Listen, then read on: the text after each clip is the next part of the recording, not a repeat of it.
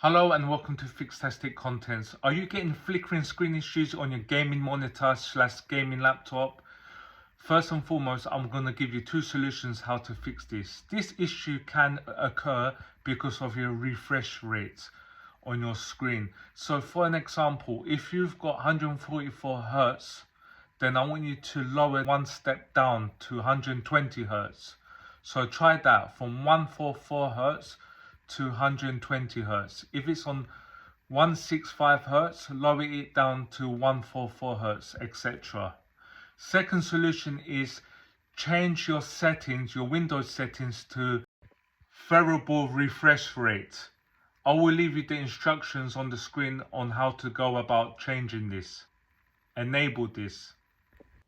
How to enable variable refresh rate, VRR. So guys, you need to click on the following. Go to settings, system, display, graphics. Now change graphics settings.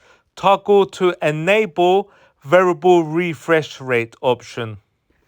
If this has helped you, please comment below and let me know which solution worked for you best. Thank you for watching. Please check out my other videos and like and subscribe.